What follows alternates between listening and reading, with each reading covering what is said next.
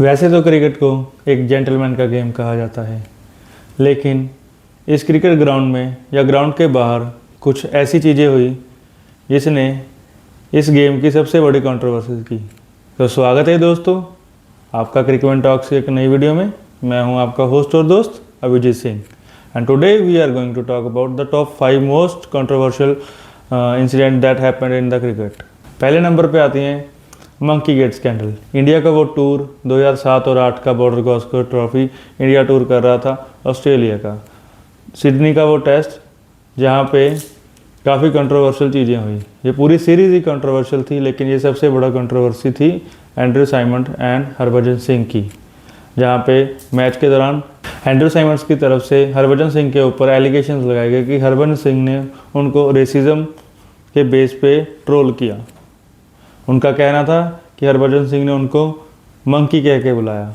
जब 2007 में Australia India का टूर कर रही थी तब भी ये इंसिडेंट थोड़ा सा ऊपर आया था कि जो ऑडियंस बैठी थी या दर्शक थे उन्होंने एंड्रू साइमंड को बंदर या मंकी कह के बुलाया। ये मामला इतना बिगड़ा कि मैच रेफरी थे जो माइक प्रॉक्टर, उन्होंने हरभजन सिंह को 3 मैच का बैन दिया ऑस्ट्रेलियन प्लेयर्स की टेस्टिमनी पे। हालांकि इस डिसीज़न को इंडियन टीम ने अपोज किया। उनका कहना था कि ऐसा कुछ हुआ ही नहीं। लेटर ऑन बीसीसीआई ने भी ऑस्ट्रेलियन क्रिकेट को कहा कि वो इस सीरीज़ से बैक ऑफ कर लेंगे अगर सही से जजमेंट ना हुई। तो लेटर ऑन इस मामले को न्यूजीलैंड के हाई कोर्ट के जज ने अच्छे से रीड किया और उन्होंने हरभजन सिंह के 3 मैच के बैन को हटाकर उनको सिर्फ 50% उनकी मैच फीस का ही जुर्माना लगाया और कहा गया कि वो जो भी स्लांट था वो रेसिज्म पे बेस पे नहीं था, वो जस्ट एक वर्बल चैंट था एक दूसरे के लिए। इस इंसिडेंट ने एंड्रू साइमंड्स के करियर पे बहुत ही ज़्यादा इम्पैक्ट किया। उनका एक बयान आया था कि जो मंकी गेट स्कैंडल हुआ उसके बाद उनका पूरा ध्यान इंटरनेशनल क्रिकेट से जा चुका था और वो अपने करियर की एंडिंग की तरफ जा रहे थे। इस इंसिडेंट ने इंडिया और ऑस्ट्रेलिया के बीच से और रिलेशंस ख़राब किए जो कि आज तक ऑन फील्ड में देखने को मिलते हैं। तो ऐसी चीज़ें जो क्रिकेट के माहौल को ख़राब करती हैं ये उनमें से पहले नंबर पे आती हैं। दूसरे नंबर पे बॉल टेम्परिंग का। जी हाँ, 2018 का वो टूर ऑस्ट्रेलिया साउथ अफ्रीका को टूर कर रही थी, जहाँ पे ऑस्ट्रेलिया के दिग्गज प्लेयर एक ऐसे इंसिडेंट में पाए गए जो कि सोचना ही बहुत मुश्किल था। केप टाउन में टेस्ट था और ऑस्ट्रेलिया के captain Steve Smith, vice captain David Warner and उनके youngest player Cameron Bancroft ball tampering के इल्ज़ाम में घिरे। ऐसा कहा जा रहा था कि ये कम्प्लीटली फुली प्लान्ड था। पहले तो ऑस्ट्रेलियन टीम के तीनों प्लेयर्स ने इसको मानना सही नहीं समझा, लेकिन लेटर ऑन जो भी इन्वेस्टिगेशन हुई उसके मामले पे ये निकल के सामने आया कि ये तीनों प्लेयर्स बॉल टेम्परिंग कर रहे थे। इनिशियली स्टीव स्मिथ ने इसको एक्सेप्ट किया कि हाँ जी बॉल टेम्परिंग का अटैम्प्ट हुआ है, लेकिन वो किसी सैंड पेपर या किसी और नुकीले पदार्थ से नहीं था, वो सिर्फ एक एडहेसिव टेप था। लेकिन फिर लेटर ऑन इन्वेस्टिगेशन के अनुसार वो येलो कलर का सैंड पेपर निकला, जिसके कारण क्रिकेट ऑस्ट्रेलिया के खिलाफ काफ़ी नफरत वाला माहौल बन गया था, जिससे परेशान होके ऑस्ट्रेलिया के जो प्राइम मिनिस्टर थे उस टाइम पे उन्होंने क्रिकेट ऑस्ट्रेलिया बोर्ड को ये लेटर लिखा कि इस पे कड़ी से कड़ी जजमेंट होनी चाहिए। इस चीज़ के इस प्रेशर को बने हुए देख के क्रिकेट ऑस्ट्रेलिया ने जल्दी से यह डिसीज़न लिया कि उन्होंने अपना स्टीव स्मिथ, डेविड वार्नर और बैनक्रॉफ्ट को उसी टेस्ट में से सस्पेंड कर दिया और उनको वापस ऑस्ट्रेलिया बुलाया गया। कंप्लीट जजमेंट होने के बाद ये तय किया गया कि डेविड वार्नर और स्टीव स्मिथ ये दोनों के ऊपर 1 साल का बैन रहेगा और जो कैमरन बैनक्रॉफ्ट थे उनके 9 मंथ का बैन रहेगा। उसके बाद भी जो फर्दर इन्वेस्टिगेशन हुई तो इसमें पाया गया कि ये सारा प्लान डेविड वार्नर का था, जिसके लिए उनको एक उम्र भर के लिए सज़ा दी गई कि ऑस्ट्रेलिया में किसी भी लीडरशिप रोल के लिए डेविड वार्नर को कंसिडर नहीं किया जाएगा। इसी सीरीज़ के दौरान उनके कोच ने भी इस इंसिडेंट को से परेशान होकर अपना इस्तीफ़ा दे दिया था।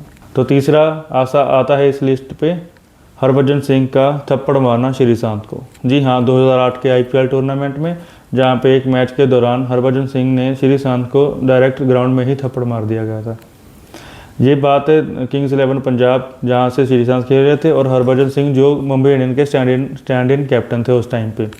हुआ कुछ यूँ, उस मैच में श्रीशांत की परफॉर्मेंस काफ़ी बेटर निकल के आ रही थी और इसी बेटर परफॉर्मेंस के कारण किंग्स 11 पंजाब वो मैच जीत गई। और आफ्टर मैच सीधा टीवी स्क्रीन पे क्या दिख रहा है कि श्रीशांत का रोते हुए चेहरा और उसके आले दोनों साइड से प्लेयर उनको कंसोल कर रहे थे। तो बाद में ये निकल के आया कि हरभजन सिंह ने श्रीशांत को थप्पड़ लगाया, लेकिन इस थप्पड़ लगाने का कारण आज भी सही से नहीं पता।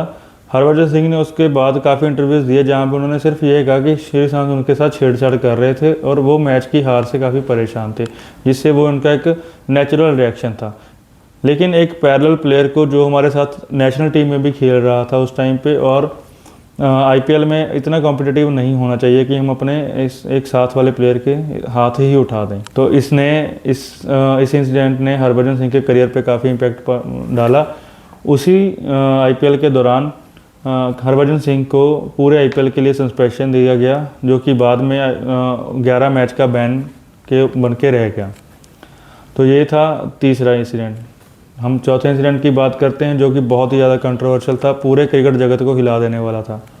मैं बात कर रहा हूँ 2010 पाकिस्तान की स्पॉट फिक्सिंग स्कैंडल की। जी हाँ, 2010 पाकिस्तान टूर कर रहा था, इंग्लैंड टूर का, चौथे टेस्ट का लॉर्ड्स में, जहाँ पे पाया गया कि पाकिस्तान के कुछ प्लेयर्स जानबूझकर 9 बॉल्स कर रहे हैं। तो लेटर ऑन एक स्टिंग ऑपरेशन किया गया इंग्लैंड की एक एसोसिएशन के अराउंड, जहाँ पे उन्होंने मज़हर मजीद की रिकॉर्डिंग सामने आई जहाँ पे वो बोल रहे थे कि उनको सब पता था कि कौन सी बॉल 9 होने वाली है, कौन सी नहीं।